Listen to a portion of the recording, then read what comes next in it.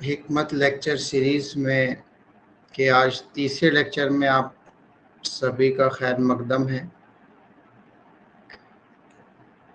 इससे पहले 2 लेक्चर्स हो चुके हैं जिसमें हमने उमूर तबैया और यूनानी के जो बेसिक फंडामेंटल्स थे उसका ज़िक्र किया, उसके बारे में बात हुई। आज उसी की कड़ी को आगे बढ़ाते हुए हम बात करेंगे। देखिए, जो हमने उमूर तबैया वाला पोर्शन पढ़ा था, मैं आपको स्लाइड दोबारा दिखा रहा हूँ। ये स्लाइड देखिए जिसमें हमने अरकान और उन अरकान के मिलने से किस तरह से मिजाज बना, किस तरह से अखलाक बने, फिर कुआ, आज़ा, अरवा और अफ़ाल बने। इसका एक हमने आपस में इनका रिलेशन क्या है उसके बारे में हम बात कर चुके हैं। लेकिन आज जो हम बात करने जा रहे हैं वो थोड़ी सी और भी ज़्यादा अहम इसलिए है कि जिस तरह से जिस्म के अंदर या जिस्म इंसानी के अंदर जो चीज़ें पाई जाती हैं, अगर हम उनको बाहर भी देखें, बाहर की दुनिया में भी देखें, तो उसमें जो मादे हैं पाए जाते हैं, जो मादे पाए जाते हैं वो 3 ही होते हैं, जैसे सॉलिड, लिक्विड और गैस। जो स्टेट ऑफ मैटर्स हैं वो 3 हैं। तो उन्हीं स्टेट ऑफ मैटर्स को जहन में रखते हुए हमारे जो अतिब्बा हैं, जिसमें शेख रईस भी और उनके जो उस्ताद हैं अबू सहल मसीही, उनके मुताबिक भी जिस्म के अंदर 3 तरह की जिनसें पाई जाती हैं, जिसमें बदन का जो ठोस हिस्सा है या जामिद हिस्सा है उसको हम आज़ा कहते हैं। बदन का जो सयाल या माई हिस्सा है या लिक्विड पार्ट है उसको मखलात कहते हैं।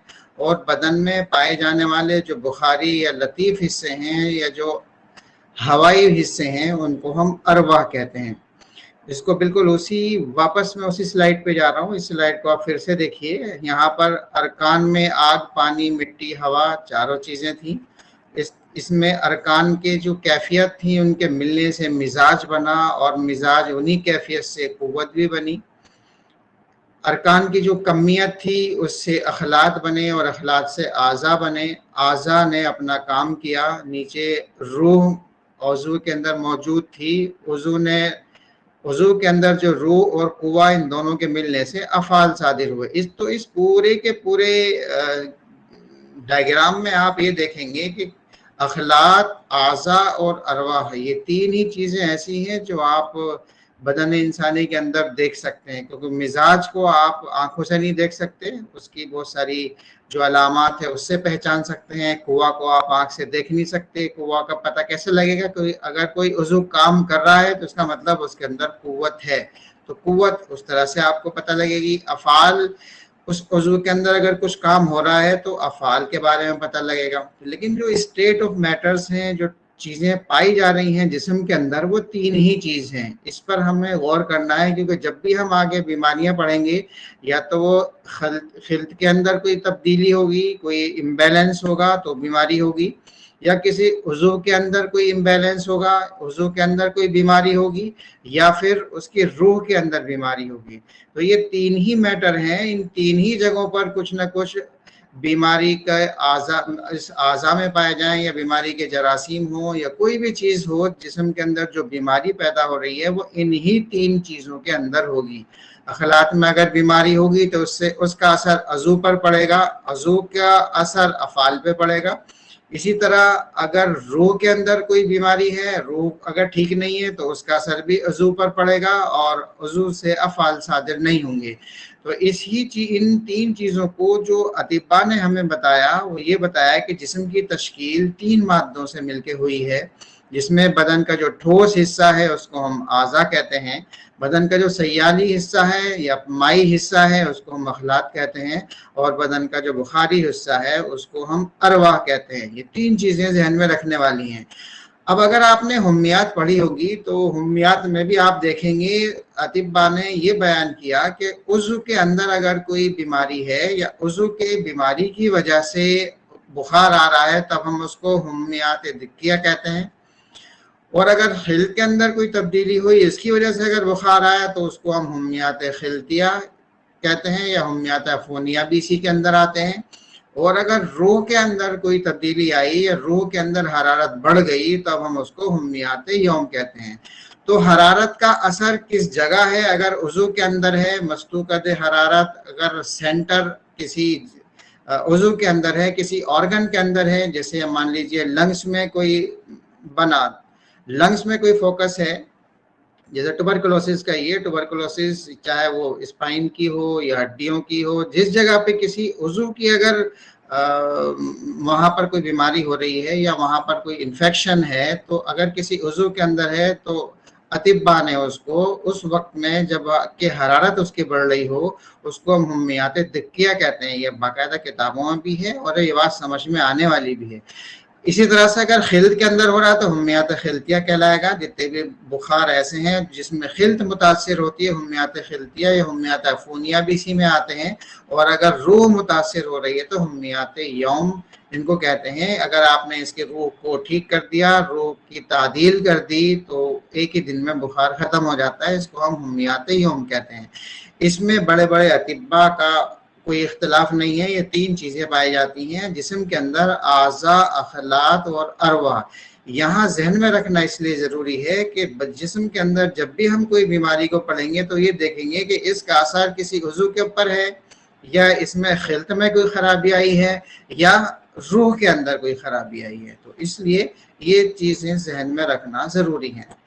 ये स्लाइड मैं आपको बता चुका हूँ। अब हम थोड़ा सा और आगे चलते हैं और जिस्म के अंदर जो चीज़ें पाई जाती हैं, जो अरकान पाए जाते हैं, उनकी थोड़ी सी तफसील आप इससे देखिए कि जिस्म का जो तकरीबन 99% पोर्शन जो है वो 6 एलिमेंट्स से मिलके बना है, जिसमें oxygen, carbon, hydrogen, nitrogen, calcium और फास्फोरस, ये जो 6 पार्टिकल्स इधर आपको दिख रहे हैं, 6 अरकान दिख रहे हैं, तकरीबन 99% जो बॉडी का पोर्शन है वो इससे मिलके बनना है। जबकि बहुत कम पोर्शन ऐसा है जो potassium, sulphur, sodium, chlorine, magnesium और लगभग 1% के आसपास जो अदर है, जो मिनरल्स हैं अदर, वो इसके अंदर पाए जाते हैं। तो यहाँ बताने का मकसद ये है कि जिस्म के अंदर जितने भी अरकान हैं जो आग, पानी, हवा, मिट्टी की शक्ल में मौजूद हैं, वो किसी न किसी एलिमेंट की शक्ल में हमारे जिस्म के अंदर मौजूद हैं। अगर हम बॉडी का ओवरऑल एक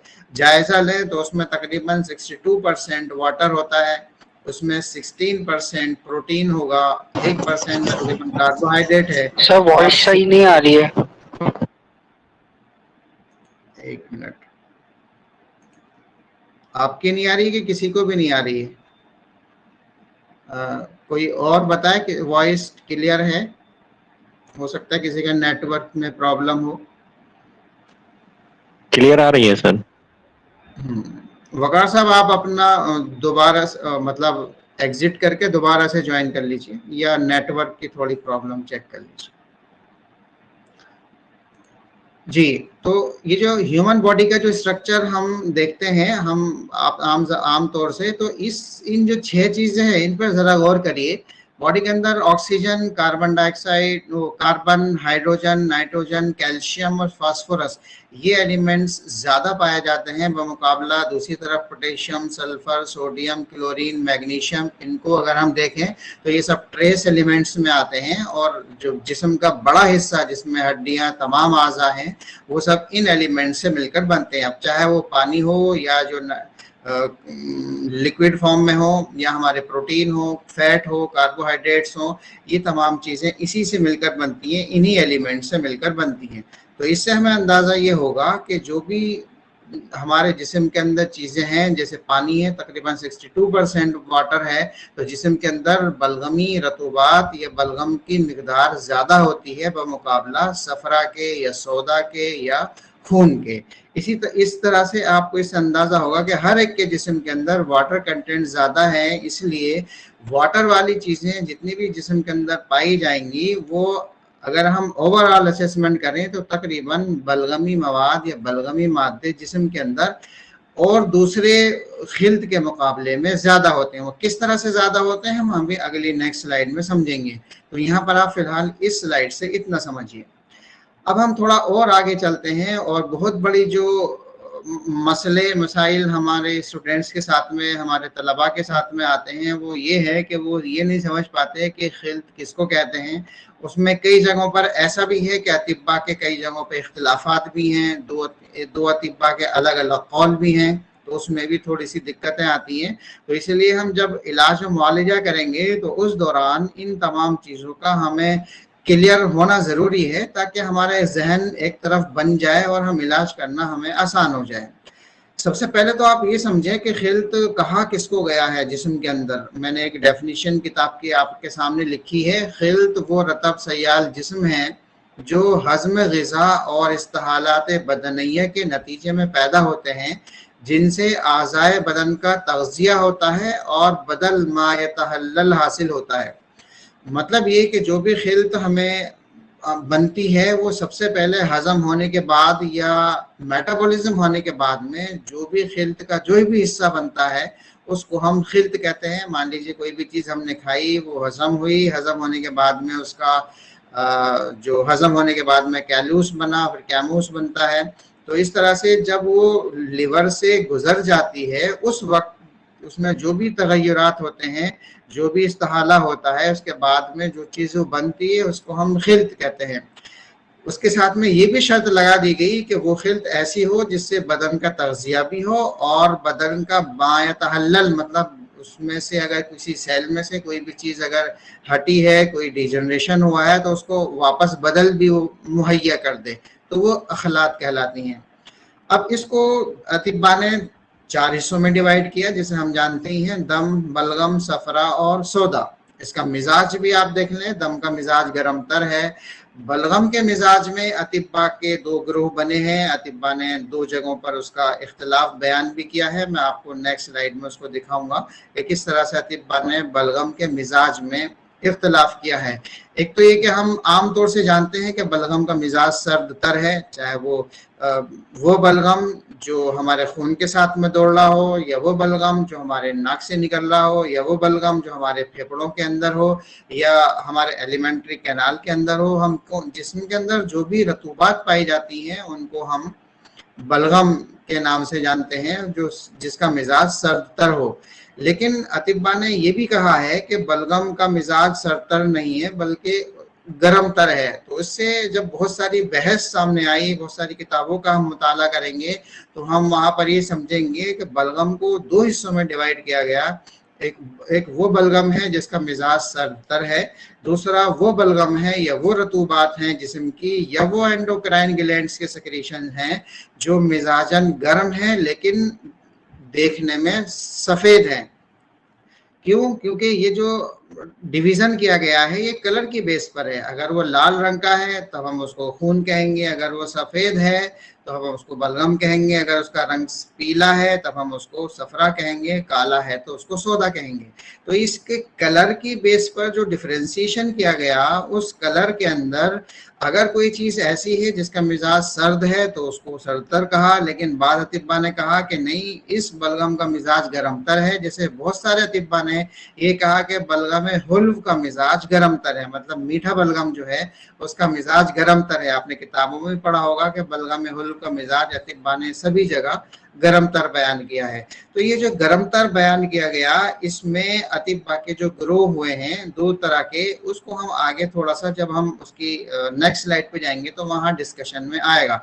आप फिलहाल यहाँ पर इस स्लाइड में ये समझें कि बलगम का मिजाज, बलगमी रतूबात वो हैं जो जिस्म के अंदर पाई जाती हैं, और इसका मिजाज को हम कंपेयर करेंगे सफरा से, क्योंकि बलगम की खुसूसियत ये होती है कि ये बलगम दम की अगर कमी पड़ जाए तो बलगम जिस्म के अंदर दम का काम करे, और जो तग़ज़िया देने का काम दम का है वो बलगम उसको मुहैया करे। जिस्म के अंदर अगर कहीं एनर्जी की कमी आ रही है तो बलगमी रतूबात उस एनर्जी को पूरा करें। तो ये चीज़ें बलगम के अंदर आती हैं। तो उसमें कुछ रतूबात ऐसी हैं जिनका मिजाज सर्दतर है, कुछ रतूबात ऐसी हैं जिनका मिजाज गर्मतर है, उसको हम आगे समझेंगे। इसी तरह से सफरा और सौदा है। तो ये चारों की चारों खिलतें आपके सामने हैं और इसको हम अब एक एक करके समझते हैं। सबसे पहला हम ये समझे कि खिल्त हम किसको कहेंगे, किस जगह किस पोर्शन की जो रतूबत कहाँ पर है, किसको हम खिल्त कहेंगे। अबू सहल मसीही और जो अतिब्बा हैं उन्होंने बहुत ही क्लियर अंदाज में बहुत सारी चीज़ों को बयान किया है और उन रतूबात को, जो जिस्म के अंदर रतूबात पाई जाती हैं, उनको मुख्तलिफ किस्म की रतूबात में डिवाइड करके समझाया है। इसको मैंने मकाम अखलात के तौर पर आपको यहाँ समझाया कि अब इसमें आप देखिए कि जो रेड कलर में तमाम चीज़ें दिख रही हैं, इसमें है रतूबत उला, इसको हम अखलात अरबा भी कहते हैं, इसी को हम रतूबत उरूकिया भी कहते हैं, इसी को रतूबत असलिया कहते हैं। और अगर हम दूसरी ज़बान में एक, क्योंकि जब हम इंग्लिश मीडियम से पढ़े होते हैं तो ये तमाम चीज़ें समझ में नहीं आती, तो हम सिर्फ एक ये वाला वर्ड याद रखें, इंट्रावेस्कुलर फ्लूइड। इंट्रावेस्कुलर फ्लूइड में तमाम के तमाम फ्लूइड्स आ जाते हैं, चाहे वो हमारे लिम्फेटिक चैनल का फ्लूइड हो, चाहे वो ब्लड वेसल्स के फ्लूइड हो। ये तमाम के तमाम फ्लूइड जो ब्लड वेसल्स के अंदर हैं उनको हम इंट्रावेस्कुलर फ्लूइड कहते हैं। अब जैसे ही ब्लड वेसल के अंदर फ्लूइड है, ये ब्लड वेसल्स के अंदर जो भी रतूबात बह रही हैं, वो रतूबात अब कहाँ जाएंगी, वो रतूबात जाएंगी, रतूबत तजावीफ हम इसको कहते हैं, जिसको हम टिश्यू स्पेस भी कहेंगे, इसी को हम एक्स्ट्रा सेलुलर फ्लूइड भी कहेंगे और इसी को हम टिश्यू फ्लूइड भी कहेंगे। क्योंकि ब्लड वेसल से जो भी रतूबत निकलती है, जो भी सेल्स तक पहुंचने वाली जो भी तग़ज़िया है, वो तमाम के तमाम हमारे टिश्यू स्पेस से होता हुआ सेल्स के अंदर एंटर करता है। तो एक रतूबत वो ही जो ब्लड वेसल के अंदर है, अभी यहाँ से फ्लूइड बाहर निकला और कहाँ पे पहुंचा, टिश्यू स्पेस में, जिसको हम कहेंगे टिश्यू फ्लूइड। यूनानी के अंदर इसी को रतूबत तजावीफ कहा गया, इसी को रतूबत सानिया कहा गया और इसी को रतूबत तिल्लिया कहा गया। मतलब जो उसको रतूबत को भिगोने वाली जो सेल्स होती हैं, उनको भिगोने वाली जो रतूबत है, उसको रतूबत तिल्लिया कहा गया। तो जो मतलब एक्स्ट्रा सेलुलर फ्लूइड है या टिश्यू स्पेस के अंदर जो भी फ्लूइड मौजूद है, उसको इस रतूबात के नाम से जानते हैं। अब जैसे ही ये फ्लूइड कहाँ पे पहुंचा, टिश्यू स्पेस में पहुंचा, वहां से पहुंचेगा सेल के अंदर। दोनों साइड में आपको ये सेल नजर आ रही हैं। इस सेल के अंदर इसको हम कहेंगे इंट्रासेल्युलर फ्लूइड, जो सेल के अंदर पाया जा रहा है। इसी को हम प्रोटोप्लाज्म भी कहते हैं। प्रोटोप्लाज्म में फिर दो चीजें आ जाती हैं, एक उसका साइटोप्लाज्म होगा और एक इसका न्यूक्लियोप्लाज्म होगा। अतिब्बा ने उसी को रतूबत उस्तखुसिया के नाम से बयान किया, रतूबत जोहरिया के नाम से बयान किया और रतूबत गरीजिया के नाम से बयान किया। ये हुई मकाम अखलात। कुछ अतिब्बा ने ये कहा कि जो रतूबात सिर्फ इंट्रावेस्कुलर फ्लूइड के इंट्रावेसल्स के अंदर हैं, सिर्फ वही अखलात हैं। बाकी अगर खिल से बाहर चीज निकल गई, अगर वो ब्लड वेसल से बाहर निकल गई, तब उसको रतूबात अरबा में या अखलात अरबे में शामिल नहीं किया गया। तो ये अतिब्बा के यहाँ पे दो कौल हो जाते हैं। एक तो ये कि अखलात अरबा सिर्फ इंट्रावेस्कुलर फ्लूइड और रतूबत तजावीफ, इन दोनों को वो अखलात अरबा के में शामिल करते हैं, और अगर वो सेल के अंदर या प्रोटोप्लाज्म या साइटोप्लाज्म वाली जो रतूबात हैं, इसको खिल्त में शामिल नहीं किया गया। लेकिन बाद के अतिब्बा ने ये कहा कि जो चीज़ ब्लड वेसल के अंदर है, क्योंकि ये जो उस वक्त का था जब ना माइक्रोस्कोप था, ना इतनी फिजियोलॉजी किसी को पता थी, ना एनाटॉमी किसी को पता थी, उन्होंने अपने मुशाहिदे और फ़लसफ़े के तौर पर जो चीज़ें बताई वो यहाँ तक काफ़ी हद तक बहुत ठीक थी। लेकिन जैसे जैसे अब नई चीज़ें सामने आ गई हैं, तो अब हम उस पर अगर गौर करें कि वही रतूबात जो ब्लड वेसल्स के अंदर हैं, इंट्रावेस्कुलर फ्लूइड हैं, वही कहाँ जाती हैं, वही टिश्यू स्पेस में जाती हैं, उसी में से कुछ चीज़ें सेल के अंदर एंटर करती हैं।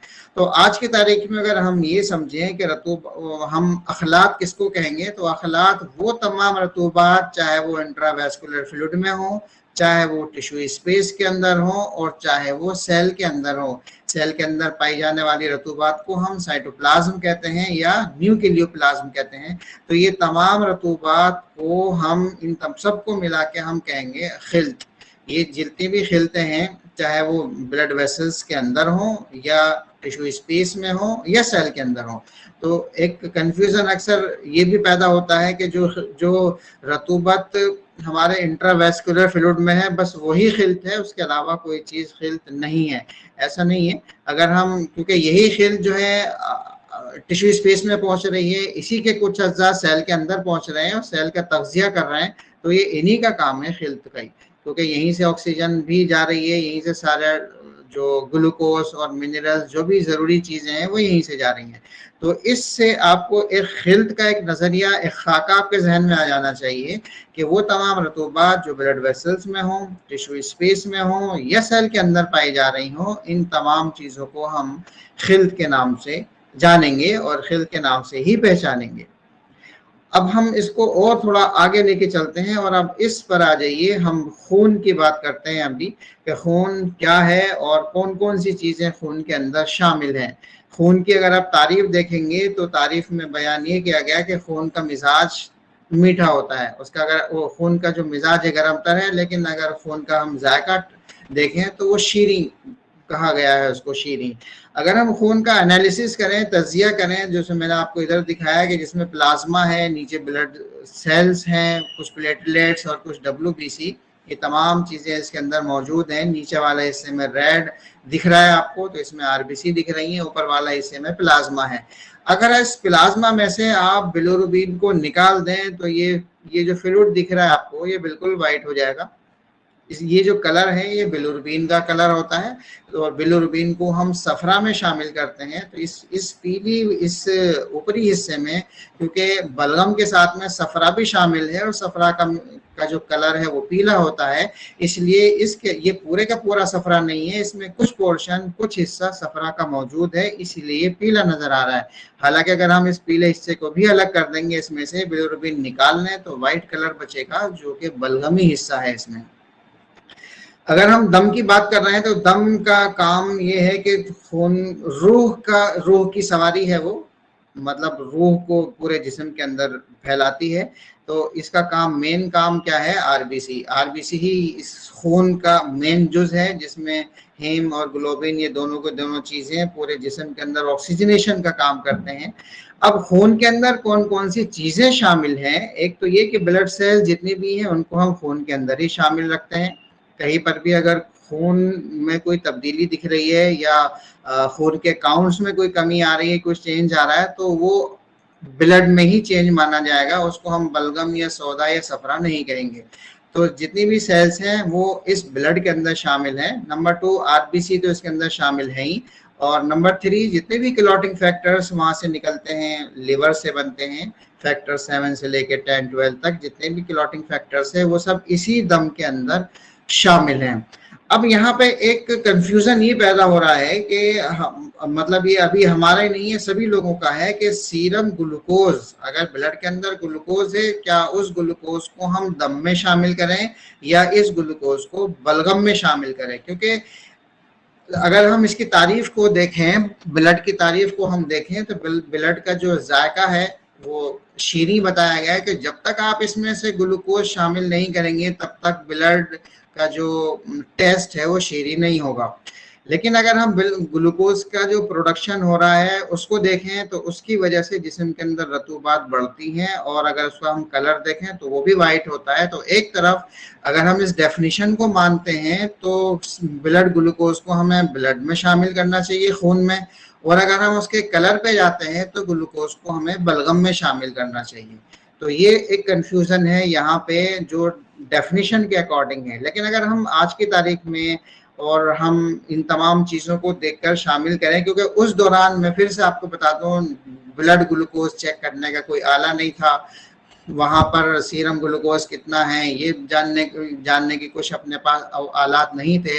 तो उस दौरान उन्होंने बलगम को टेस्ट किया, जायके की बुनियाद पर कहा कि ये शीरी होगा, हालांकि इसमें ग्लूकोज की वजह से ये शीरी था। अगर हम अभी, क्योंकि जितने भी ज़्यादातर अमराज ये वाले ग्लूकोज वाले मिलेंगे वो सब बलगमी अमराज में है। अभी हम बलगम की जब तफसील देखेंगे तो वहाँ समझ में आएगा।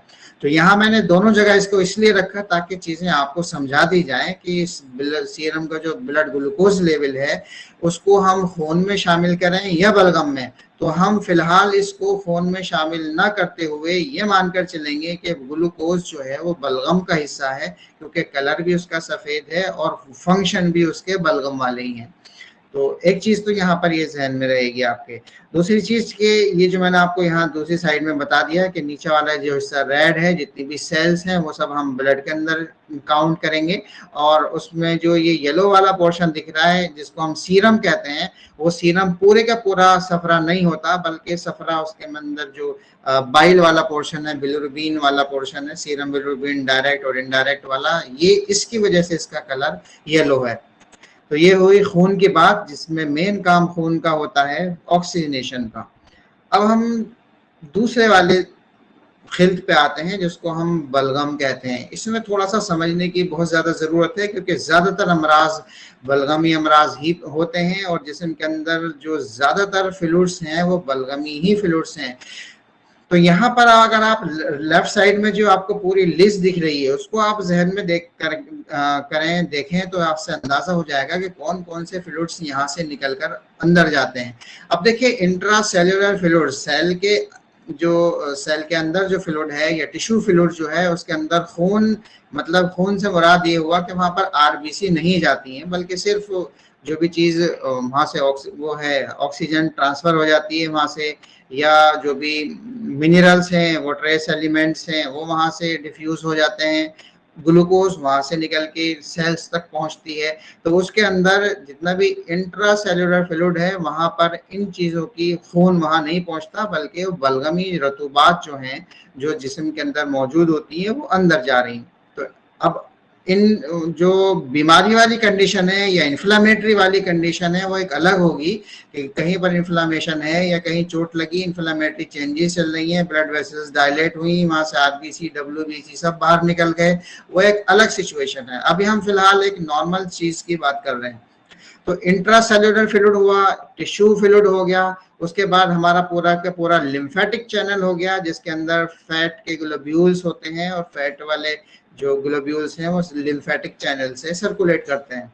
इसी तरह से CSF, cerebrospinal fluid, saliva, gastric juice, gastric juice में भी सारे जूस शामिल हैं, लेकिन इसके अंदर गैस्ट्रिक जूस में जो HCl वाला पोर्शन है वो इससे अलग है, वो हम अभी सफरा में दिखाएंगे आपको। क्योंकि गैस्ट्रिक जूस में जो HCl का सिक्रीशन होता है जो हिस्टामिन रिलीज करता है, हिस्टामिन रिसेप्टर्स जो वहाँ मौजूद हैं, वो हिस्टामिन को हम सफरा में शुमार करते हैं। तो गैस्ट्रिक जूस हो गए, succus entericus, pericardial fluid, pleural fluid, peritoneal fluid, seminal fluids, prostate gland, prostate के जितने भी सेक्रेशंस होते हैं या prostaglandins, synovial fluid, luminal fluid of GIT. पूरा जो जीआईटी है उस जीआईटी में ऊपर से नीचे तक जो भी रतूबत पाई जा रही है वो सब जीआईटी के अंदर बलगमी है। बलगम की जो एक डेफिनेशन है वो भी आप जहन में रखें। बलगम जिस्म की जो तारीफ की गई है, बलगम उसको भी कहा गया है कि जो सेल्स को या हमारे ऑर्गन को चिकना रखता है, तर रखता है, वो भी एक बलगम का फंक्शन है। तो इस तरह से जिस्म की हर एक सेल, जिस्म के हर एक जितने भी आज़ा हैं वो अगर तर हैं तो वो बलगम की वजह से तर हैं, ना कि सोदा, सफरा या खून की वजह से। तो इसलिए तरी जिस जगह भी पाई जा रही है, चाहे वो हमारी स्किन के नीचे पाई जा रही हो या हमारे किसी भी सेल के अंदर या म्यूकस मेम्ब्रेन की शक्ल में, कहीं पर भी अगर कोई चीज़ ऐसी है जो उस जगह को तर रखे हुए है, उसको सूखने नहीं दे रही है, तो वो बलगम है। इसी तरह से luminal fluid of respiratory tract, अगर रेस्पिरेटरी ट्रैक्ट की हम बात करें, नाक से लेकर पूरे लंग्स तक, उसमें नाक भी है और हमारा थ्रोट भी है, नीचे और चलेंगे तो लैरिंग्स, ट्रेकिया और लंग्स, ये सब के सब पूरे के पूरे आज़ा हमेशा गीले रहते हैं और तर रहते हैं। इसी की वजह से इसका जो काम है ये बलगम का ही काम है, इन सबको तर रखना। ह्यूमर्स ऑफ द आई के अंदर भी फ्लूइड पाया जाता है, कान के अंदर भी फ्लूइड पाया जाता है, मिडिल ईयर के अंदर भी म्यूकस मेम्ब्रेन होती है, वो भी तर रहती है। लैक्रिमल ग्लैंड्स या लैक्रिमल फ्लूइड्स हैं, ये तमाम के तमाम फ्लूइड जो जिस्म के अंदर पाए जाते हैं वो सब के सब बलगमी रतूबात हैं। इसमें अगर कोई भी मर्ज होगा तो बलगमी मर्ज ज़्यादातर होंगे, और अगर सफरा की ज्यादती की वजह से कोई मर्ज हो सकता है तो उसको हम अलग से डिस्कस करेंगे। अभी हम फिलहाल एक खिल्त को जानना चाह रहे हैं, समझना चाह रहे हैं कि कौन से खिल्त किस जगह है और कौन से फ्लूइड को हम क्या कहेंगे। अब हम थोड़ा सा इससे हटके आगे चलते हैं। बॉडी के अंदर जो फैट स्टोर है वो भी बलगम है, और ब्लड के अंदर जो लिपिड या सीरम लिपिड है वो भी बलगमी रतूबात ही कहलाएंगी। चाहे वो स्टोर फैट हो, हमारी फैट की शक्ल में स्टोर हो, चाहे वो बैली फैट हो या हिप के ऊपर फैट हो, बॉडी के अंदर कहीं पर भी फैट अगर स्टोर है तब हम उसको बलगम में ही शुमार करेंगे। इसी तरह इसी वजह से वो लोग जिनका वेट ज़्यादा होता है, जो मोटे होते हैं या जिनके अंदर फैट कंटेंट ज़्यादा होते हैं, वो तमाम के तमाम लोग बलगमी मिजाज के कहलाते हैं, क्योंकि उनके अंदर फैट कंटेंट्स ज़्यादा हैं। इसीलिए बलगम उस रतूबत को भी जो बलगम में ही शुमार किया गया है। इसी वजह से जो बलगमी मिजाज के लोग होते हैं उनके जिस्म के अंदर फैट कंटेंट्स ज्यादा होते हैं। ऐसा नहीं है कि सफरावी मिजाज का इंसान मोटा नहीं हो सकता, बिल्कुल हो सकता है सफरावी मिजाज का इंसान भी, लेकिन बमुकाबला बलगमी मिजाज के उसके अंदर फैट कम होगी। तो लिपिड और जो स्टोर फैट है वो भी इसी बलगम के अंदर शामिल की जाएगी। यहाँ पर फिर वही बात आ गई, सीरम ग्लूकोज, जो ग्लूकोज वाले जो भी हमारे ब्लड ग्लूकोज है वो बलगमी ही रतूबत है। अगर हम उसको ग्लूकोज को हम उसमें लेके आए बिना किसी कलर के तो वाइट कलर की होती है। अक्सर जो भी हम खाना खाते हैं वो तमाम के तमाम खाना बलगमी रतूबात में ही कन्वर्ट होता है, मतलब ये कि ग्लूकोज में कन्वर्ट होता है। अब हमारा जो पैनक्रियाटिक हार्मोन्स हैं जैसे इंसुलिन है, इंसुलिन का काम क्या है कि इस ब्लड सीरम ग्लूकोज लेवल को कंट्रोल करना। अगर ये सीरम ग्लूकोज लेवल ज्यादा हो जाए तो फौरन इंसुलिन रिलीज होता है, और वो इंसुलिन इस एक्स्ट्रा फैट को या तो ग्लाइकोजन में कन्वर्ट करता है, और अगर ग्लाइकोजन वाला एरिया फुल है तब क्या करेगा, वो इसको स्टोर फैट में कन्वर्ट कर देगा, तो उसको फैट में लेके चला जाएगा। तो यहाँ पर अगर ये ग्लूकोज लेवल ये वाला बलगम अगर बढ़ा तो इसने स्टोर कहाँ कर दिया, फैट में स्टोर, फैट की शक्ल में स्टोर कर दिया। क्योंकि ग्लूकोज या बलगम को स्टोर करने के लिए जिस्म में कोई खास जगह मुतय्यन नहीं है। जिस तरह से बाइल को या सफरा को स्टोर करने के लिए जिस्म में एक जगह मुतय्यन है कि आपको सफरा को कहाँ स्टोर करना है, सफरा बाइल उसमें गॉल ब्लैडर में स्टोर होगा, और अगर सौदा का स्टोर करना है तो वो तिल्ली के अंदर होगा। तो इसी तरह से बलगम के स्टोर की कोई खास जगह नहीं है, बल्कि पूरे जिस्म उसका स्टोरेज बनाया गया, जिसमें पाई जाने वाली जो भी एक्स्ट्रा ग्लूकोज होगी फौरन फैट में कन्वर्ट कर दी जाएगी, और जहां जगह अवेलेबल होगी जिस्म के हिसाब से जिस्म अपने आप वहां पर उसको स्टोर कर देता है, चाहे वो पेरिटोनियम में करे, हिप्स पे करे, अंडर द स्किन करे, कहीं भी ले जाके कर दे, वो एक स्टोरेज फॉर्म है उसकी। इसी तरह से बॉडी के अंदर पाए जाने वाले जितने भी प्रोटीन्स हैं, एल्बुमिन, ग्लोबुलिन, सीरम प्रोटीन, जितने भी प्रोटीन्स हैं जो लिवर से बनकर सर्कुलेशन में आते हैं, वो तमाम के तमाम भी हमारे बलगमी रतूबात ही हैं। यहाँ ये चीज़ मैं फिर से आपको क्लियर कर दूं कि जो चीज़ यहाँ कहा गया कि इस बलगम का मिजाज सर्द तर है, लेकिन कुछ अतिब्बा ने कहा कि इसका मिजाज गर्म तर है। तो ऐसी रतूबात जिसका मिजाज सर्द तर हो, वो तमाम रतूबात जो हैं जिस्म के अंदर जो पाई जाती हैं वो तमाम रतूबात भी बलगम में शामिल हैं। लेकिन जिस तरह से ये कहा गया कि गर्म तर, तो जिस्म के अंदर पाए जाने वाले जितने भी प्रोटीन्स हैं, चाहे वो एल्बुमिन हो, ग्लोबुलिन हो, उसके नीचे पाए जाने वाले जितने भी हार्मोन्स हैं, वो सब के सब मिजाजन गर्म तर होते हैं। इसलिए वो कुछ रतूबात को अतिब्बा ने कहा कि ये गर्म है, और कुछ रतूबात को अतिब्बा ने कहा कि ये सर्द तर है। जैसे ग्लूकोज है, ग्लूकोज का मिजाज गर्म तर ही माना जाएगा, इसको हम सर्द तर नहीं कहेंगे, गर्म तर है।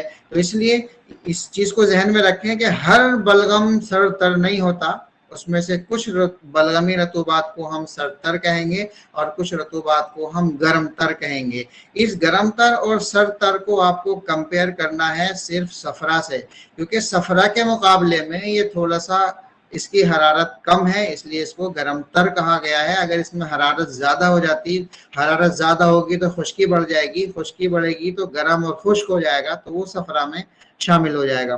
तो ये सीरम प्रोटीन, एल्बुमिन, ग्लोबुलिन, ये इस तरह के जितने भी बॉडी के अंदर पाए जाने वाले प्रोटीन्स हैं, वो सब के सब भी बलगमी रतूबात में शामिल हैं। ऐसे हार्मोन जो पिट्यूटरी ग्लैंड से निकलते हैं, चाहे वो रिलीजिंग हार्मोन हो जो हमारे हाइपोथैलेमस से निकल रहे हों, या वो स्टिमुलेटिंग हार्मोन हो, क्योंकि ये बहुत ज्यादा तेजी से एक्शन नहीं होता इनका, बहुत स्लो मोशन में चलते हैं और कलर इनके सफेद हैं, इसलिए इनको भी बलगमी रतूबात में शामिल करेंगे। इसी तरह से पैराथायरॉयड हार्मोन है जो कैल्शियम को रेगुलेट करता है, उसको भी हम बलगमी रतूबात में शामिल करेंगे। इसी तरह से पैनक्रियाटिक हार्मोन्स हैं, चाहे उसमें ग्लूकागोन हो या उसके अंदर इंसुलिन हार्मोन्स हो, ये इंसुलिन हार्मोन इसी ग्लूकोज को फैट में कन्वर्ट करता है या ग्लाइकोजन में कन्वर्ट करता है, इसको हम बलगमी रतूबात में ही शामिल करेंगे।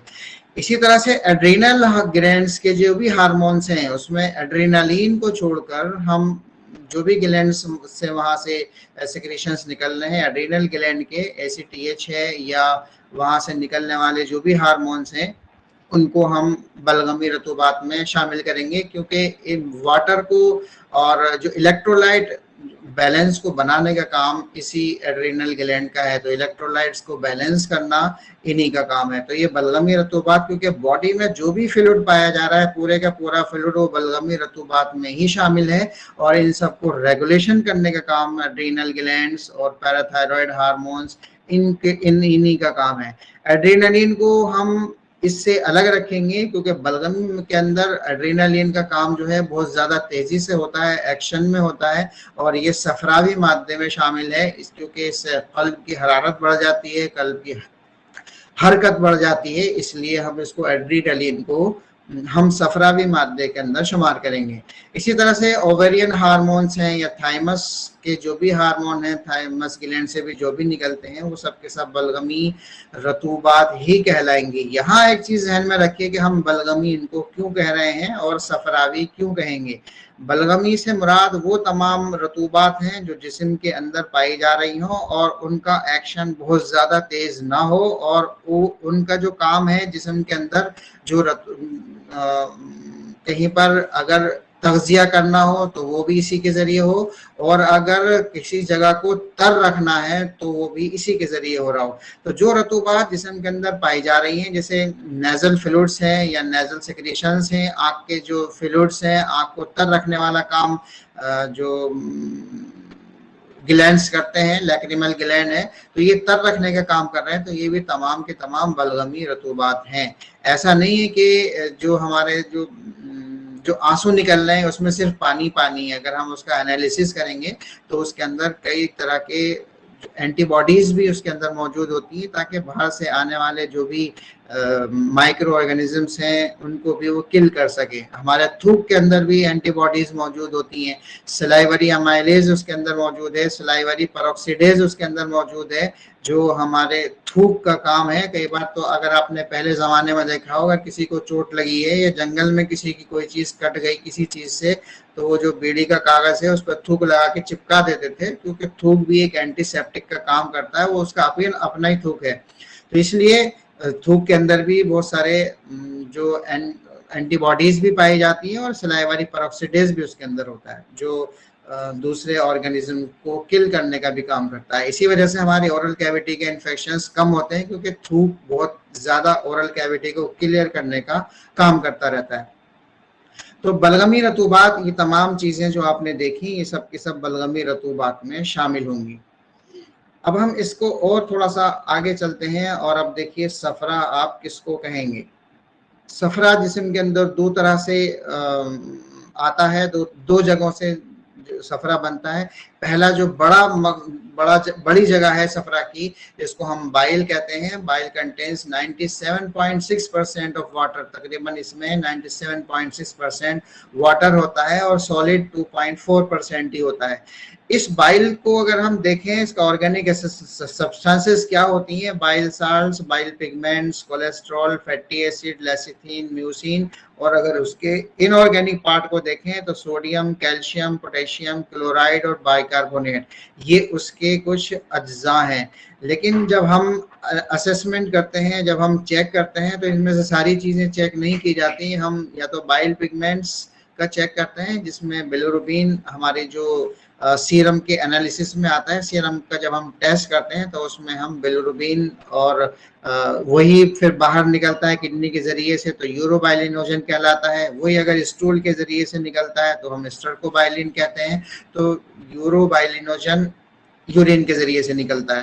तो बिलिरुबिन का बहुत बड़ा एक पूरा मैकेनिज्म है कि बिलिरुबिन कैसे आएगा, फिर वो इंटेस्टाइन में पहुंचेगा, वहां से कुछ पोर्शन उसका बाहर निकल जाएगा, कुछ पोर्शन वहां से अब्जॉर्ब होकर सर्कुलेशन में आएगा, सर्कुलेशन में आने के बाद में फिर वो यूरोबाइलिनेजन के जरिए यूरिन से बाहर निकलेगा। ये इसका एक पूरा प्रोसेस है, अगर आप चाहें आपने पढ़ भी रखा होगा।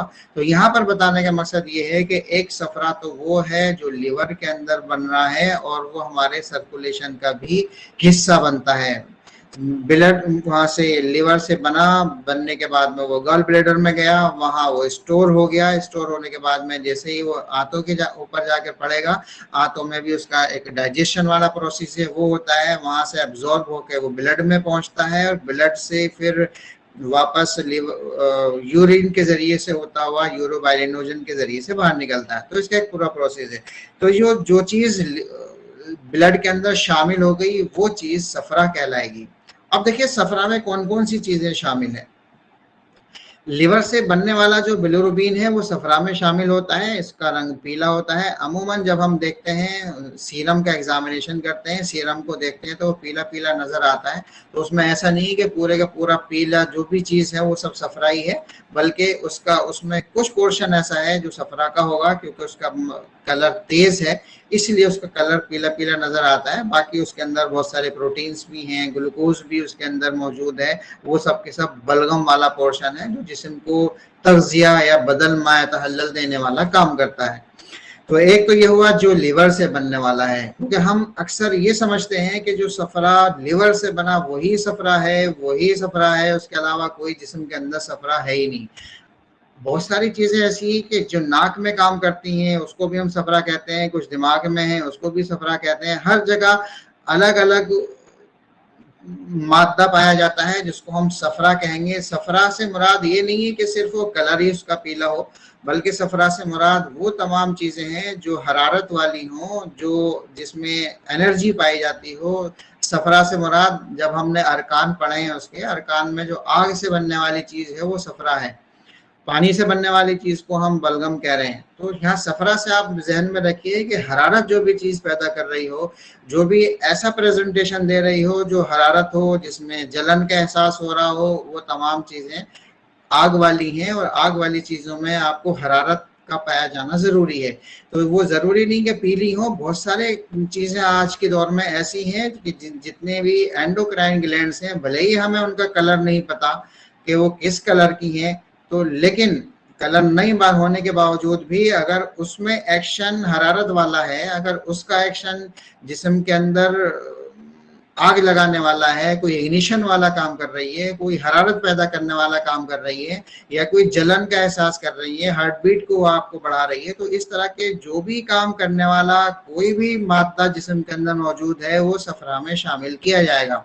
सिर्फ वो सफरा जो लिवर के अंदर बन रहा है, जो गॉल ब्लैडर में मौजूद है, वो अगर आंतों पे गया तो उसने कॉन्स्टिपेशन को खत्म कर दिया या फैट के डाइजेशन में हेल्प कर दी, सिर्फ वही सफरा नहीं है। इसलिए आपके जहन में ये कंफ्यूजन नहीं रहना चाहिए कि सफरा वही चीज है जो लिवर में है, बल्कि थायराइड ग्लैंड से निकलने वाला थायरोक्सिन जो जिस्म की हरारत को बढ़ाता है, जिस्म के अंदर मेटाबॉलिज्म को बरकरार रखता है, और हर सेल के अंदर इसकी जरूरत है। अगर थायरोक्सिन लेवल जिस्म के अंदर कम हो जाए तो जिस्म ठंडा हो जाता है, जिस्म के अंदर रतूबात बढ़ने लगती है, भले ही वो खाना नहीं खाए, भले ही उसको भूख ना लगे, लेकिन उसका वेट बढ़ता चला जाता है।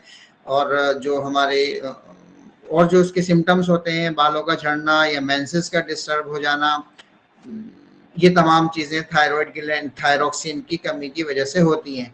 तो थायरोक्सिन का जिस्म के अंदर मौजूद होना और हर सेल के लिए जरूरी है। बल्कि बहुत सारे अतिब्बा ने, बहुत सारे जो मॉडर्न के डॉक्टर्स हैं, अगर आप उनकी थ्योरीज को पढ़ें तो उन्होंने ये तक कहा कि हर सेल के अंदर थायरोक्सिन जरूरी है। जिस सेल के अंदर थायरोक्सिन नहीं पहुंचता उस सेल की हरारत कम हो जाती है और उसका मेटाबॉलिज्म स्लो हो जाता है, जिसकी वजह से वो सेल खुद ही स्लो हो जाती है। हम अगर थायरोक्सिन को पढ़ेंगे, अगर हम थायरोक्सिन के पूरे उसको किस तरह से थायराइड ग्लैंड से बनता है, अगर हम मौका मिलेगा तो हम पूरा जो थायरोक्सिन का फॉर्मेशन कैसा होता है और यूनानी से आप कैसे थायराइड को ट्रीट करेंगे, बहुत आसान है। आप उसको थायराइड को मैनेज कर सकते हैं, किस तरह से थायराइड को हम बिना थायरोक्सिन एक्स्ट्रा बाहर से थायरोक्सिन दिए किस तरह से मैनेज कर सकते हैं, अपने बचे हुए थायराइड ग्लैंड को किस तरह से काम कर सकते हैं, उसमें पाई जाने वाली एंटीबॉडीज को हम किस तरह से डिटेक्ट करेंगे और उन एंटीबॉडीज को किस तरह से न्यूट्रल करके हम अपने थायराइड को बचा सकते हैं, उसकी भी बात करेंगे और आप यूनानी से बहुत अच्छे तरीके से उसको ट्रीट कर सकते हैं। तो यहाँ पर जो थायरोक्सिन है जिसकी जरूरत हर सेल को मौजूद चाहिए, जिस्म की हरारत को बढ़ाने का काम करता है। दूसरी चीज देखिए एड्रेनालिन। एड्रेनालिन हार्ट रेट को रेगुलेट करता है, अगर जरूरत पड़े तो हार्ट रेट को बढ़ाता भी है। फाइट और फ्लाइट हार्मोन कहलाता है, ये ब्लड वेसल्स में वैसोकंस्ट्रिक्शन पैदा करता है, दिल की हरकत को बढ़ाता है, इसलिए इसको हम सफरावी मवाद के अंदर रखते हैं, सफरावी मादे के अंदर रखते हैं, क्योंकि जिस्म के अंदर हार्ट रेट को ये मेंटेन करके रखेगा। ब्लड प्रेशर अगर कम हो गया तो उसको बढ़ाता है। इसलिए कभी भी अगर ऐसा लगता है कि मरीज बहुत ज्यादा सदमे में जा रहा है या उसका हार्ट रेट कम हो रहा था अचानक, या आखिरी टाइम पर कभी भी हॉस्पिटल में आपने देखा होगा एड्रेनालिन के इंजेक्शंस लगाए जाते हैं ताकि उसको स्टिमुलेशन दिया जा सके। तो चूंकि ये भी जिस्म के अंदर हरारत को बढ़ा रहा है, ब्लड वेसल्स को कंस्ट्रिक्ट करके हार्ट को स्टिमुलेट कर रहा है, तो ये भी चीजें दिल की हरारत को जो बढ़ा रही हो उसको हम सफरा के अंदर शामिल करेंगे। एक दूसरी मतलब तीसरी बहुत ही अहम चीज है और बहुत ज्यादा इसका इस्तेमाल होता है, आप देखेंगे उसको हिस्टामिन को, कि जिस्म के अंदर बहुत सारी जगहों से हिस्टामिन रिलीज होता है और इस हिस्टामिन के बहुत सारे रिसेप्टर्स, चाहे वो स्टमक के अंदर हो, चाहे वो स्किन के अंदर हो या हमारी नेजल म्यूकस मेम्ब्रेन के अंदर हो, ये हिस्टामिन जो है रिलीज करता है। तो वहां से हिस्टामिन, अगर किसी भी वजह से हिस्टामिन रिलीज हो, जैसे हमारे बेसोफिल से होता है, जो हमारी जो सेल्स हैं इन्फ्लेमेशन के दौरान जो भी सेल्स रप्चर होती हैं, टूटती हैं, तो वहां से हिस्टामिन रिलीज होता है। तो ये हिस्टामिन, चाहे वो हिस्टामिन स्टमक के अंदर हो, अगर ये हिस्टामिन स्टमक के अंदर होगा, जिसमें हम हिस्टामिन ब्लॉकर्स देते हैं, जैसे रेनिटिडीन का इस्तेमाल करते हैं ताकि एचसीएल का सिक्रीशन कम हो जाए। इसी तरह से ये हिस्टामिन नेजल सेक्रेशंस के अंदर मौजूद हो तो बहुत ज्यादा छींकें आती हैं, नाक से पानी आने लगेगा, बहुत ज्यादा इचिंग होगी, इरिटेशन होगी, आंख के अंदर भी होगी, नाक के अंदर भी होगी। जिस तरह से हम देखते हैं किसी भी एलर्जिक कंडीशन के अंदर ऐसा होता है। तो एलर्जिक कंडीशन में जहां पर भी हिस्टामिन का रिलीज होगा, फौरन वहां पर इचिंग, इरिटेशन, नाक में खुजली, छींके आना, ये नाक की सिचुएशन है। अगर यही हिस्टामिन स्टमक के अंदर ज्यादा वर्क करेगा तो इसको ब्लॉक करने के लिए हम हिस्टामिन ब्लॉकर्स देते हैं जो स्टमक के अंदर होते हैं, और उसके सेक्रेशंस को कम करने के लिए हम इसका इस्तेमाल करते हैं। यही हिस्टामिन अगर स्किन के अंदर एक्शन ज्यादा हो जाए, जिसको हम एलर्जी कहते हैं, जिसको हम अर्टिकेरिया कहते हैं, उसके अंदर भी हिस्टामिन का रिलीज ज्यादा होता है और उसमें इचिंग, इरिटेशन, स्किन पे खारिश, खुजली बहुत ज्यादा होने लगती है। इसी तरह से ये लंग्स के मतलब ये कि जिस्म के किसी भी जगह पर अगर हिस्टामिन का रिलीज ज्यादा हो जाए, चाहे वो लंग्स में हो, चाहे वो स्किन में हो, लंग्स में होगा तो वहां पर वैसोकंस्ट्रिक्शन भी करेगा, ब्रोंकोस्पाज्म भी करेगा, और जो दमे के केसेस होते हैं उनको और ज्यादा प्रॉब्लम क्रिएट होती है। इसी के साथ साथ जितनी भी इन्फ्लेमेटरी कंडीशंस जिस्म के अंदर मौजूद हैं, उन सब जगहों पर हिस्टामिन रिलीज होगा। हिस्टामिन है और एसिटाइल कोलिन है, बहुत सारे केमिकल मीडिएटर्स रिलीज होते हैं, जिसमें सबसे ज्यादा कॉमनली एक्शन करने वाला जो केमिकल मीडिएटर है वो हिस्टामिन है। इसलिए आप हिस्टामिन को सफरा के अंदर शामिल करेंगे। तो सफरावी अलामात जैसे जलन, चुभन, हरारत वगैरह पैदा करना, तो कोई भी ऐसा जिस्म के अंदर पाया जाने वाला हार्मोन जो जिस्म के अंदर जलन, चुभन या हरारत का एहसास करा दे, उसको हम हिस्टामिन के दायरे में रखेंगे, हिस्टामिन को उसको हम सफरा में शामिल करेंगे।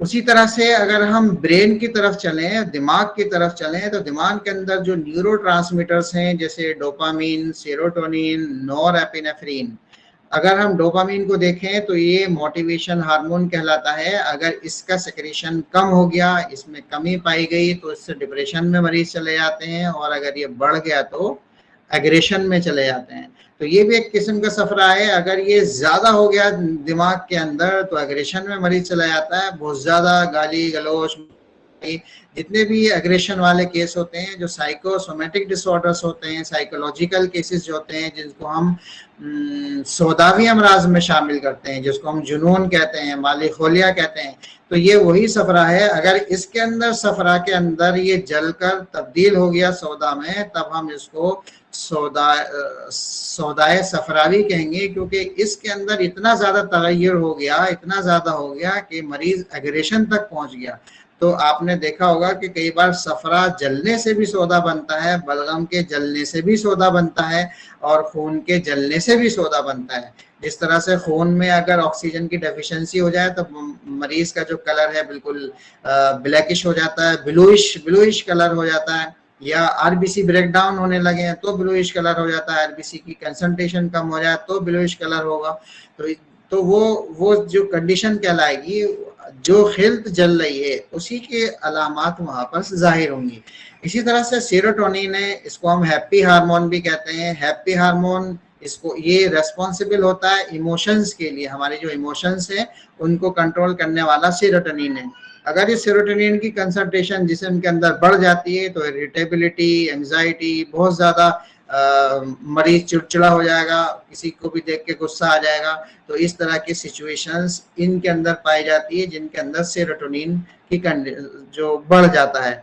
इसी तरह से नॉरएपिनेफ्रिन, जैसे मैंने आपको वहां बताया था, एड्रीनल ग्लैंड से एड्रीनलिन निकलता है, वहां से नॉरएपिनेफ्रिन भी निकलता है। लेकिन ये जो न्यूरोट्रांसमीटर्स हैं जो ब्रेन के अंदर पाए जाते हैं, अगर इस नॉरएपिनेफ्रिन का सेक्रेशन बढ़ गया तो हाइपरटेंशन प्रोड्यूस हो सकता है, हेडेक करेगा, पैल्पिटेशन करेगा। तो इसकी जो अलामात आपको दिख रही होंगी, अगर इनसे बढ़ने की वजह से जिस्म के अंदर irritation, anxiety, aggression, hypertension, palpitation, ये तमाम चीजें पैदा हो रही हैं, तब आप उसको उसी से रिलेटेड खिल्त के अंदर शामिल करेंगे। तो इन चीजों को हम सफरा में शामिल करेंगे और इनको हम सफरा में काउंट करेंगे, क्योंकि इनकी तब्दीली की वजह से जिस्म के अंदर एग्रेशन, इरिटेबिलिटी, वो अलामात जो सफरा की होती हैं वो पैदा हो रही हैं। और अगर ये हद से ज्यादा हो जाए तो ये सौदा में कन्वर्ट हो जाती हैं, और इससे मानिया या माली खोलिया, शिज़ोफ्रेनिया, ऐसी कंडीशंस पैदा हो सकती हैं। तो ये हो गई सफरा वाली बात। अब हम चलते हैं लास्ट पॉइंट पर, जो है हमारा सौदा। वक्त भी पूरा हो गया है, सौदा को थोड़ा सा समझ लें, उसके बाद सवाल और जवाब फिर हम नेक्स्ट क्लास में करेंगे, क्योंकि टाइम अभी इस वक्त उसका पूरा हो जाएगा। तो सौदा वाले में देखिए, जितने भी मवाद सौदा वाले होते हैं उसको हम सर्द खुश्क कहेंगे। तो जिस्म के अंदर जो मेलानिन है इसको हम सौदा में शामिल करते हैं। ये मेलानिन हमारी स्किन के अंदर भी मौजूद होता है, आंखों के अंदर भी है, बालों को कलर देने वाला, जो ब्लैक कलर देने वाला है, उनको हम मेलानिन को सौदा में शामिल करते हैं। इसी तरह से मेलानोसाइट स्टिमुलेटिंग हार्मोन है, ये भी सौदा में शामिल होगा। जिस्म के अंदर पाए जाने वाले जो हार्ड मटेरियल्स हैं, या जैसे कैल्शियम है, जिंक, आयरन, जो मेटल्स हैं, वो भी सौदा के अंदर शामिल होंगी। सौदा से मुराद आप ये समझिए कि जो चीजें मिट्टी से बनी है, जो मिट्टी में से निकलती हैं, जो हार्ड सख्त चीजें हैं, उनको हम सौदा में शुमार करते हैं। सौदा का मतलब सिर्फ ये नहीं है कि कोई इंसान पागल हो गया या कोई बेवकूफ हो गया या कोई माली खोलिया का शिकार हो गया, बल्कि जिस्म के अंदर पाए जाने वाले जो मिनरल्स ऐसे हैं जो हार्ड हैं, जैसे कैल्शियम है, जिंक है, आयरन है, बहुत सारे जो मिनरल्स हमने स्टार्टिंग में आपको दिखाए थे, वो मिनरल्स भी इसके अंदर सौदा में शामिल होते हैं। जिस्म के अंदर डीऑक्सीजनेटेड हीमोग्लोबिन की अगर कंसंट्रेशन बढ़ जाए और ऑक्सीजनेशन कम हो और डीऑक्सीजनेशन बढ़ता चला जाए, भले ही वो किसी भी वजह से हो, चाहे वो हीमोग्लोबिन की कमी हो या एनवायरनमेंट में बाहर ऑक्सीजन की कमी हो, जिसकी वजह से डीऑक्सी हीमोग्लोबिन जिस्म के अंदर बढ़ता चला गया और जिस्म का कलर ब्लूइश से फिर ब्लैकिश होता चला गया, तो ये भी सौदा के अंदर शामिल है। इसी तरह से बॉडी के अंदर जो वेस्ट प्रोडक्ट हैं, चाहे वो क्रिएटिनिन हो, यूरिया हो, जिनको यूरिन के जरिए से बाहर निकल जाना चाहिए था, अगर वो ब्लड के अंदर बढ़े हुए हैं तो ये भी सौदावी मादे हैं जो जिस्म के अंदर बढ़ जाते हैं, चाहे वो यूरिक एसिड हो या क्रिएटिनिन हो या यूरिया हो, ये तमाम चीजें उसके अंदर हैं। कई चीजें ऐसी हैं जो पेशाब की शक्ल में निकल जाती हैं, जैसे हीमेटिन, मिथहेमोग्लोबिन, हीमोसाइड्रिन, फेरेटिन। जब आरबीसी ब्रेकडाउन होते हैं, तो ब्रेकडाउन होने के बाद में कई बार बहुत ज्यादा ब्रेकडाउन हो जाता है, जैसे कई बार जो वो है डेंगी के अंदर भी हो जाता है, कई बार मलेरिया में भी होता है, कालाजार में होता है कि आरबीसी ब्रेकडाउन बहुत ज्यादा होते हैं। ब्रेक बहुत ज्यादा होने की वजह से आयरन का जो कंटेंट है वो यूरिन के जरिए से बाहर निकलने लगते हैं। यूरिन का कलर कुछ रेडिश कलर का होगा या कुछ ब्लैकिश कलर का आ जाएगा, ब्राउन कलर का, जो जिसके अंदर हेम निकलता रहता है, आयरन निकलता है, जिसको हम बोले सोदा भी कहते हैं। नीचे वाले वही केमिकल मीडिएटर्स हैं जो आपने ऊपर देखे, जिसमें डोपामीन, सेरोटोनिन, नॉरएपिनेफ्रिन है। अगर उनकी मात्रा ज्यादा है और वो अपना बैलेंस खो चुके हैं, तो उससे पाए जाने वाला एग्रेशन, उससे पाया जाने वाला डिप्रेशन, उससे पैदा होने वाली एंजाइटी या शिजोफ्रेनिया या जुनून या माली खोलिया, इन तमाम चीजों के इम्बैलेंस से या इनके इस खिल्द के जलने से जो कंडीशंस पैदा होंगी, जो सिचुएशन पैदा होगी, उसको हम सौदावी मर्ज कहेंगे और इन चीज़ों को हम सौदा में शामिल करेंगे। तो उम्मीद ये है कि खिल्त, बलगम, सौदा, सफरा को कौन कौन सी चीज़ों को हम कहाँ शामिल रखेंगे, इसका एक जनरल कंसेप्ट आपके जहन में आ गया होगा, ताकि हम ये समझ पाएँ कि जो भी खिल्त हमारे सामने, जिस चीज़ को हम खिल्त कह रहे हैं, वो खिल्त क्या है, क्या वो असल में खिल्त है, और जितने भी सिक्रीशंस वहाँ पर मौजूद हैं, क्या हम उन तमाम जितने भी खिल्त हैं उनको हम समझ पा रहे हैं। तो जितने भी हार्मोन्स हैं वो भी हमारे खिल्त हैं, और जो भी बलगम, सौदा, सफरा जिसको भी हम कह रहे हैं, जिसका फंक्शन जिस खिल्त के मुताबिक हो, हम उसको उसी के अंदर शुमार कर लेंगे। क्योंकि वजह यह है कि आज की तारीख में साइंस ने बहुत ज़्यादा तरक्की कर ली है, और जिस्म के जितनी भी बायोटेक्नोलॉजी हुई है, नैनो टेक्नोलॉजी का दौर है, जिसमें सीरम के बहुत सारी चीज़ें हम पढ़ चुके हैं, निकाल चुके हैं, अलग से देख चुके हैं उनको। तो ये तमाम चीज़ें जब हम देख चुके हैं, तो आज हमें अपने यूनानी सिस्टम ऑफ मेडिसिन को उसी तर्ज पर समझने की ज़रूरत है। जब हम उसी तर्ज पर समझेंगे तो हमें थोड़ा सा यूनानी का नॉलेज भी आगे होगा, अलग होगा, और हम इलाज भी अलग तरीके से करेंगे। तो हम ये ना समझें कि जो भी अगर जिस्म में जो हार्मोन्स पैदा हो रहे हैं या हार्मोन्स निकल रहे हैं वो क्या हैं, कहाँ इनको शुमार करें, हम खिल्त में कहाँ उलझ जाते हैं कि इसको बलगम माने कि सौदा माने कि सफरा माने। आप सिर्फ ये समझिए, क्योंकि बहुत सारी जितने भी हार्मोन्स मैंने अभी आपको दिखाए हैं, इन ज़्यादातर हार्मोन्स के कलर हमें पता नहीं है।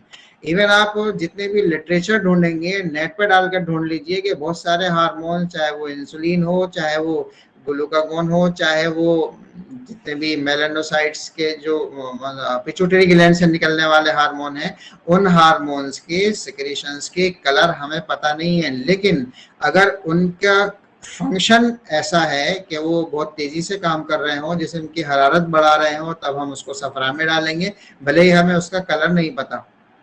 तो इस तरह से हम हर एक चीज का असेसमेंट करेंगे, हर एक चीज को जानने की कोशिश करेंगे कि ये कौन सी हेल्थ है, क्या ये सफरा है, बलगम है, सौदा है। आप उसको इंटरनेट पर डालिए, डाल के उसके एक्शन को चेक कर लीजिए कि जिस्म के अंदर क्या कर रहा है ये। अगर जिस्म की हरारत को बढ़ा रहा है, फंक्शन को स्टिमुलेट कर रहा है, तो ये सफरा होगा।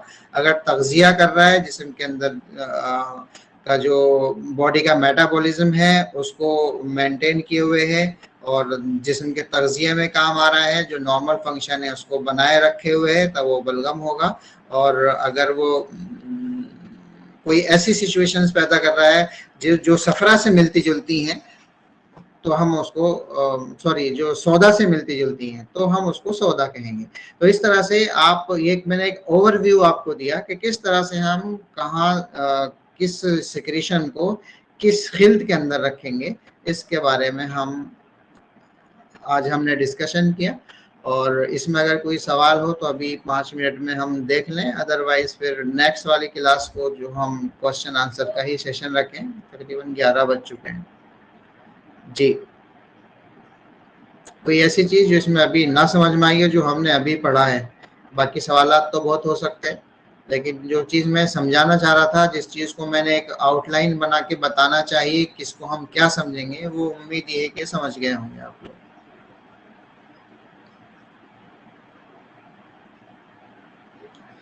चलिए, बहुत बहुत शुक्रिया। कोई सवाल तो अभी नज़र नहीं आ रहा, वक्त भी पूरा हो गया है, तो हम नेक्स्ट क्लास में मिलेंगे फिर किसी दूसरे नए टॉपिक के साथ में। तब तक के लिए बहुत बहुत शुक्रिया। अस्सलाम वालेकुम।